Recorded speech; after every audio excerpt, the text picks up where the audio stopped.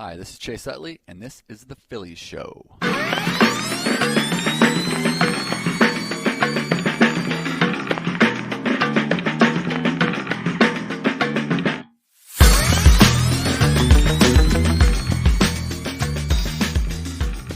Hi, everybody. Welcome to the Phillies Show. Ruben Amar Jr., Jim Salisbury, Todd Zalecki. We're part of the Foul Territory Network. Friday, August 29th, 2024. Guys, how are we doing today? Bueno. Phillies had a big win last night. Nick Castellanos is feeling good. Nick Castellanos came out the other night post-game. I'm sure you guys saw it. He comes out. He's got his CP Rankin hat on. Not that they're not a sponsor of ours, but they must be a sponsor of his. Comes out without a shirt on, does his interview. He's getting a little roof work done, and he's getting a little chest work done. Yeah. And then last night though, he came out with the shirt on, so he's a little bit more modest last night. I mean, it was a big home run, but it was a 2-run shot versus a 3-run shot. So, yeah. So we had to go with like a tank top. Yeah, exactly right. Exactly right. But I mean, they're having fun, obviously. Brandon Marsh with a big home run in the 6th inning. Nick Castellanos, big home run in the 7th inning. Go ahead. Big win last night. I mean, one of the biggest of the year. I mean, I people say that all the time, right? Is this the biggest win of the year or one of the biggest wins of the year? And it seems like there's a million of them. But I feel like it's maybe true last night. Super important, because you maintain or you go to 6 games up, a day comes off the schedule against your big rival who's trying to chase you down. You lose that game, you're down to 4. It's just much like the Schwarber Grand Slam game 10 days ago, emotional win with a big dagger type hit. It's one of those wins you can build off, I think, and get a couple more because of the momentum.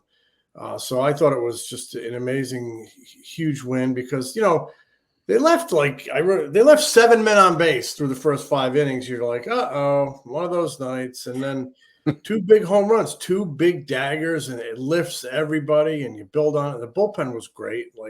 They've been really good throughout this entire homestand against Houston. They were good. That first night against Houston, I think they had 4 shutout, and last night 3+ shutout. I mean, just great job by the bullpen locking that baby down. But, I mean, home runs are so important to this team. Look, they're important to every team, and you can say, the Phillies win when they hit home runs. Most teams win when they hit home runs. Home runs have an impact on all teams. The thing about the Phillies is they don't have a lot of ways to win ball games when they don't hit home runs. Other teams do. They need to slug the ball. And last night was case in point. Castellanos right now. I mean, the Marsh home run was fascinating in the strategy employed by Brian Snitker. Kind of blew up in his face. Then I noticed he said the ball was windblown. That was a little. And then Castellanos is not missing. If you make a mistake over the plate right now, he's in such a good groove. He is not missing it. He is smoking it. He is. Yeah, I mean, I don't know if you guys saw the post game, but I was on post game last night, and I had to apologize to Dave Dombrowski. I left after the 5th inning to go back to do that 7th inning hit back to the studio, and I basically had my camera or my phone in my face as I was looking at something, and I said something like, "These guys don't have a chance against the Braves," or something like that. And Dave Dombrowski came walking out of his office. He's like, "Well, that wasn't very optimistic." I was like, Oh my God! I literally stuck my foot into my mouth. But I mean, listen. You were right, Jim. They were dead in the water. I mean, they had opportunities left and right and just did not get it done. But it also shows a lot about the resilience of the team. I mean, listen, I'm a fan too, so I was disappointed because I thought it was going to be one of those games where they missed opportunities. They weren't going to be able to bounce back, and they did. So great job of resilience. You mentioned the bullpen. They've been outstanding. Great job by Rob Thompson. And, hey, man, you need everybody to step forward. And, Marshy had 3 really poor at-bats. He had a couple of strikeouts. And then, all of a sudden there was a breaking ball and it's hanging in the middle of the plate for him. And he crushed it to left center field. And God bless him. He had a big home run, and then Castellanos has been. We talked about this. He's been their most consistent offensive player, man. He's been really outstanding. What I thought was really interesting about that at bat, he got a first pitch fastball from Holmes, and he found it sort of surprised him because I think he was looking for like an off-speed pitch, much like the Verlander at bat. I think off-speed pitch, and he fouled it back, and he thought to himself, you know what? If he comes with another fastball, I better not miss it. And he came with another fastball, and it didn't get in enough. And he stayed through it and hit it out of the ballpark. It was a magical moment for the fans. It was a magical moment for the team, and that lockdown bullpen was just spectacular. Orion Kirkering has taken a couple of steps forward over the last couple of weeks, where he is now throwing his fastball with conviction. He's trusting it. He's got a 97-mile-an-hour fastball. Sometimes he can sink it. Sometimes he gets it up to 98. But he's starting to command that pitch. No walks out of the bullpen. 5 strikeouts, 3 1/3. Great effort. Super, super huge win. I believe that it's the biggest win of the season. No doubt.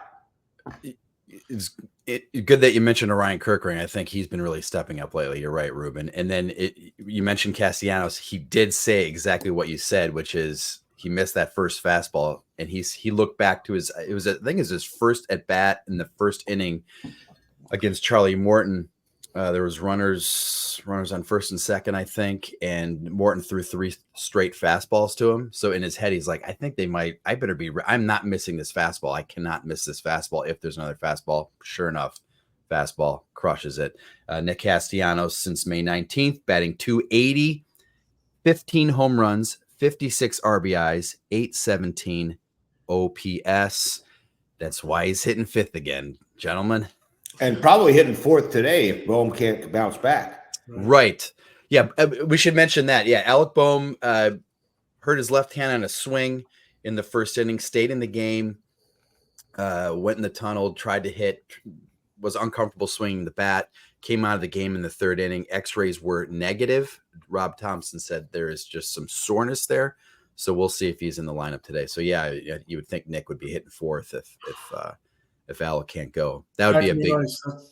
He's an important player. I mean, you can't start losing players, and hands and feet are so important in this game. I immediately talk about hands all the time, Ruben. You know that. He's the way he winced. It was like, oh boy. I was like, oh my gosh, hamate, man, don't be a hamate. That's the very first thing I thought of when I saw him, and it looked like on the swing, it was like a two strike swing. He was protecting. And I think he was sort of looking for an off-speed pitch, and he had to like throw his bat to into the zone and had to kind of flip it. And I've had that. He fouled it off. I've had that happen to me. Like had those stingers where you pull some sort of. There's so many little muscles and tendons and stuff in your hand that maybe you like tweak something.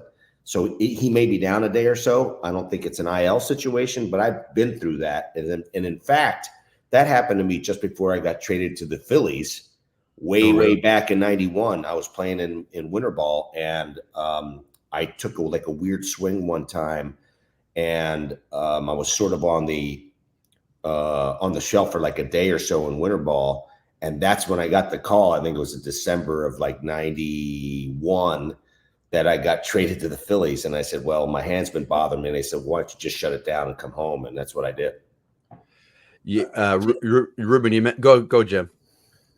No, I don't want to ruin your train of thought, but I will. No. I just was curious. Like, were you surprised that Brian Snitker didn't bring in a lefty to face Brandon Marsh? Really surprised. All the talk, all that's been written and talked about Marsh's struggles against left-handed pitching, it almost seemed like a textbook moment to see a lefty. 100% agree. Bummer started warming up a couple batters earlier, so I assumed that he was going to come into the game. I wrote this. Brandon Marsh against lefties this season, batting .200, 532 OPS. Those numbers are obviously way flipped and improved against right-handed pitching. So it was definitely a head scratcher in the moment. I don't know. I have a feeling that we went with his feel right there in so much that, and I say feel. I mean, the first 2 at bats, didn't he punch him out twice? Yeah, he did strike out twice. Made him look not very good. I mean, he was not on him at all.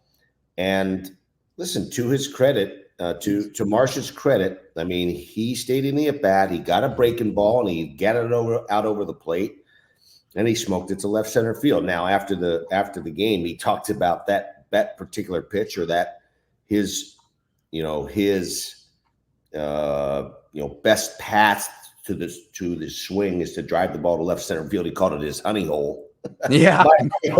my honey holes in left Great center quote. field. It was funny as hell. But it's true. Like, certain guys, like, they have to understand themselves. Charlie Manuel used to talk about this all the time. You have to know thyself and understand what you're really good at, what your pluses are and what your minuses are, and understand those. And for Brandon Marsh, his, knowing thyself is to drive the ball to the left center field, because he's got great backspin. He can drive the ball. He's got good power that way. He's got a few home runs that way. I think he hit a double that way as well earlier in the game. But when he's in the middle of the field and driving the ball to left center field, that's his money.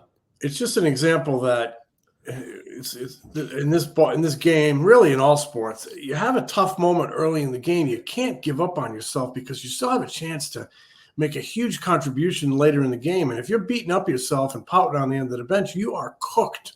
He strikes out twice, comes back with the hit of the game. It was, really nice bit of perseverance and triumph for me. Brandon Marsh, from July 12th to August 22nd, was batting 152, 487 OPS in 32 games, striking out over 40% of the time. His last 7 games, batting 346, OPS over 1,000, strikeout rates down to 34%. So he's putting the ball in play a little bit more. He's hitting the ball to left center field.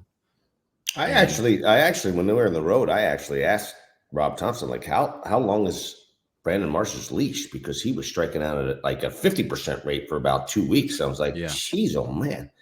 And to his credit, man, he's bounced back and really helped this ball club. And they need him. They need him to lengthen out that lineup, and they need some protection for the other guys like Castellanos and others in that lineup. I liked in the 9th inning how Rojas came into the game and played some center field and moved Marsh over to left. And I feel like they haven't done too much of that, like late defensive substitutions. I mean, it's a no-brainer for me, but that was nice to be able to slide Marsh over to left field, have Rojas play center. Jeff Hoffman pitched great, locked it down. So, yeah. Guess what, guys? We'll be right back. I love a great deal, but I'm not going to run sprints in the outfield just to save a few bucks. It has to be easy. No hoops, no BS. With Mint Mobile, it really is that easy to get wireless for $15 a month with the purchase of a 3-month plan. Purchase and activation is super easy too. To get started, go to mintmobile.com/territory. All plans come with high-speed data and unlimited talk and text delivered on the nation's largest 5G network. You can use your own phone with any Mint Mobile plan and bring your phone number. To get this new customer offer and your new 3-month premium wireless plan for just $15 a month, go to mintmobile.com/territory. That's mintmobile.com/territory. Cut your wireless bill to $15 a month at mintmobile.com/territory. $45 upfront payment required, equivalent to $15 a month. New customers on their first 3-month plan only. Speed slower above 40 gigabytes on unlimited plan. Additional taxes, fees, and restrictions apply. See Mint Mobile for details. And we are back, and I think now is a good time for Find the word. Them's Fighting Words, presented by Shy Vintage Sports. Get unique throwback Phillies tee hats and sweatshirts from their local artists at the shops in Center City, Wayne, and Westchester. ShySports.com. Guys, this week's Them's Fighting Words comes from Taiwan Walker. Quote after his start the other night, Wednesday. It's obviously not the best times. I feel like I've never really struggled like this. I feel like that's just a good segue to get into the decision that the Phillies made yesterday. Hinted strongly at it on Wednesday night that he is going to move to the bullpen for the remainder of the season. Said he's going to be a long man, basically a mop-up man. I'm going to assume that none of you guys are surprised unless one of you two guys thought that he was going to be DFA'd on Thursday. I'm not surprised he's out of the rotation. It was the only move you could make. It had to be made. And I'm not surprised that he was not DFA'd because I think you can get him through the final month on the roster. You can make it work. without, booting him out the back door.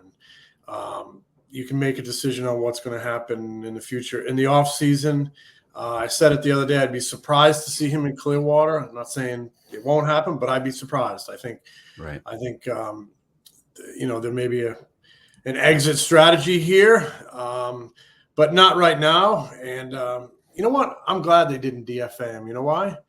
I thought he showed a lot of class sucking up those 2 innings the other day, those extra 2 innings, when he had nothing. When a lot of guys would have come in the dugout and complained, my manager's leaving me out there to die and embarrassing me. And he said, I'm going to suck up these 2 innings and help save the bullpen before a big series against Atlanta. And what happened last night? The bullpen pitched really good. So I thought that was it was honorable, and it was good teammate behavior, and showed a lot of class. So we beat the crap out of the guy, but let's tip our hat to him when he did something pretty honorable.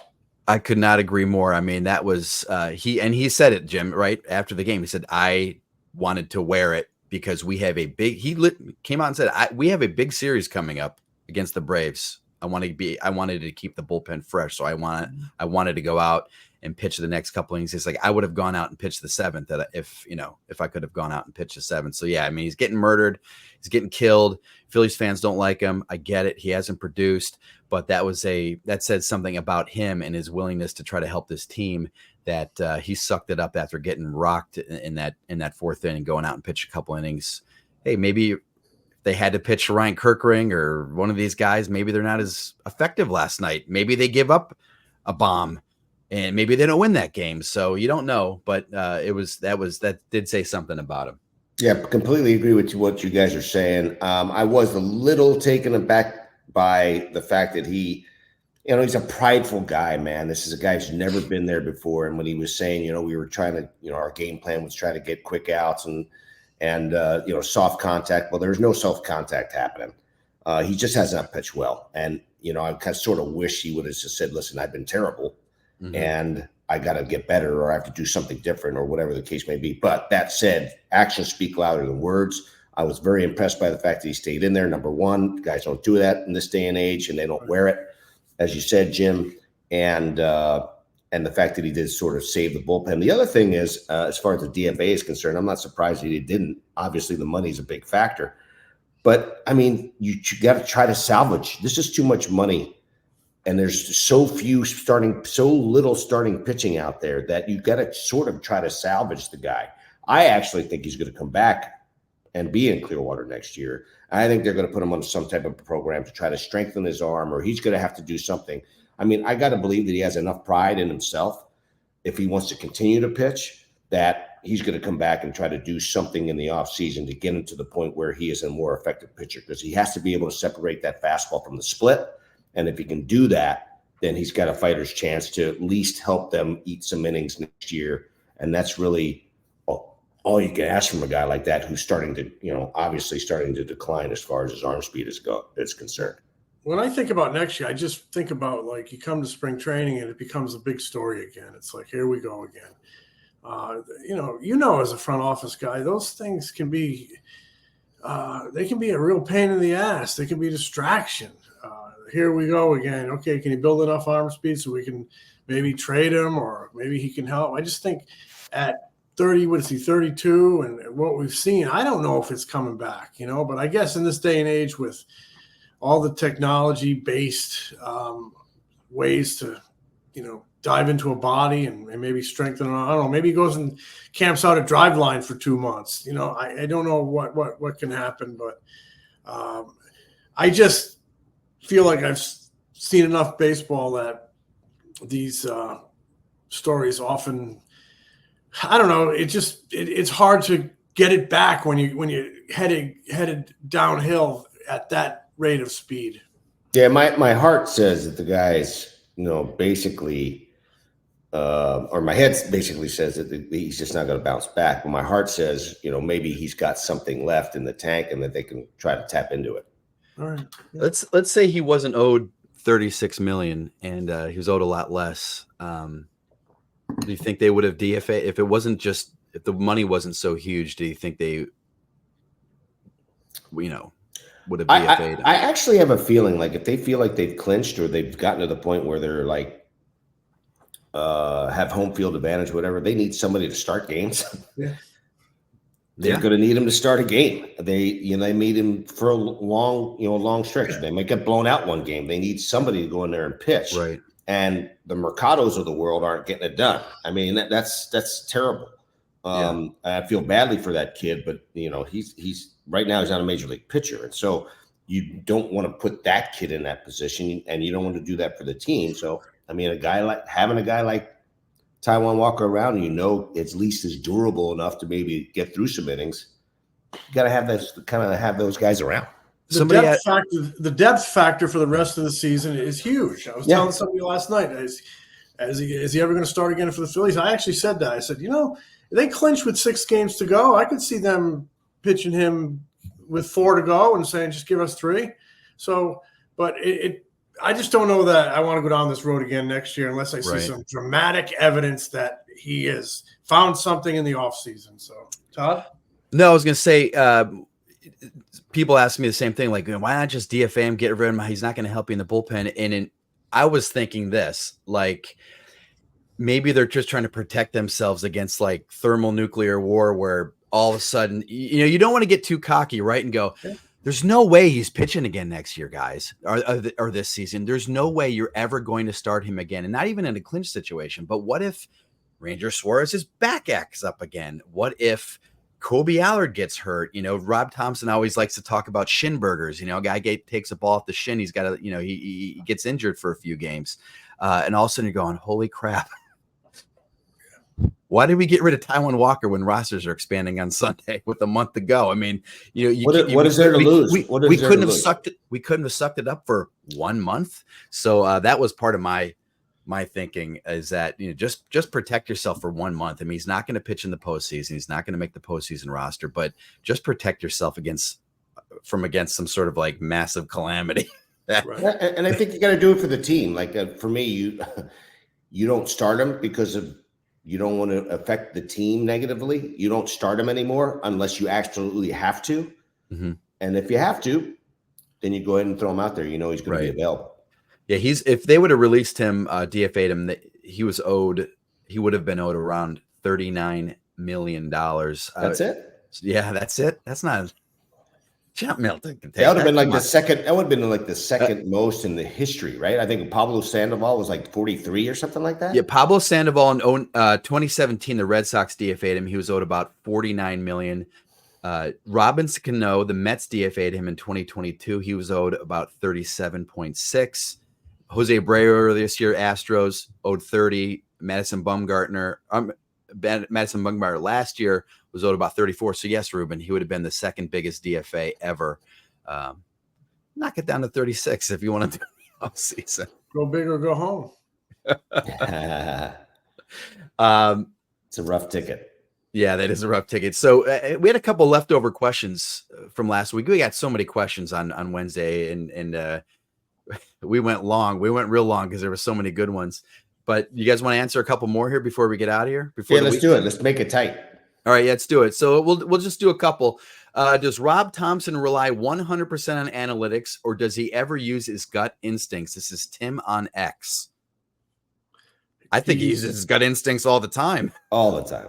He's a blend guy. Yeah. I think leading up to the game, he takes all that analytical information, and then I think during the dugout, he's processing it all, and it's coming out his gut. Boom. Right? Agreed. Yeah. Okay. Yeah. If the Phillies more gut than analytics, I think. Yeah, I think there's the way he handles the team and the lineup. I mean, he uses his gut all the time. But he's prepared. Like, he's already prepared, like, the different scenarios, man, before he gets into a situation. Like, okay, this is my guy who's a plus guy. This is my minus guy. This is where I'm going to use him in this pocket and that pocket. I mean, he's pretty well prepared. Now, you have to make adjustments as the game goes on because the game changes. But he's very, very well prepared, believe me. Yeah. If the Phils end up in the 1 or 2 seed, who do you guys prefer their opponent to be in the NLDS? That's from Manny Faces on X. I don't care because they can beat anybody if they play good, crisp baseball, make plays behind their pitchers, get get 7 innings from their starters. It's all about how they play. They can beat anybody at any time. If you play good, situational hitting's good, base running's good, don't give extra bases. I worry about my own clubhouse more than I worry about or my own lineup card and my own bullpen more than the other teams. They can beat anybody. Ditto. Talked to somebody, a scout that both of you guys know. I won't name him, but the other day in the press club, he made a great point. He said, "This is the best team in baseball, hands down, from top to bottom. The Phillies are the best team in baseball." So, it's funny because they've been playing terribly for a couple months, and a lot of people here think they're not very good. He's like, no, they are the best. If they get it going, they are the best roster in Major League Baseball. Thank you. I've seen all the other teams. They're not as good. They're not as good. So if they have the good pitching and they're hitting, they're going to win. They're going to win. So you got to play well. You just have to play well. When it's time to play well, you got to play well. All right. Well, guys, that was fun. We'll be back early next week. See, we'll wrap up the rest of this Brave series. 3 big games coming Friday, Saturday, Sunday night. Smell you guys. Smell you, Jim.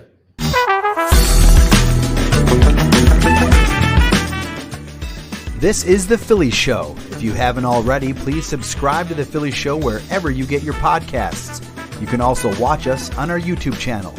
If you like what we do, give us a review. Tell a friend. Catch Ruben, Jim, and me on Phillies Nation TV, presented by Valley Forge Tourism. New episodes air an hour before every Saturday Phillies game on NBC Sports Philadelphia. Replays air throughout the week and on PhilliesNation.com. Get more of Ruben's analysis during, before, and after Phillies games on NBC Sports Philadelphia, on the Sports Radio 94 WIP Morning Show, and MLB Network. Read Jim at the All City Network at allphly.com. Find more of me at MLB.com, the Phillies Beat newsletter, and occasionally on MLB Network.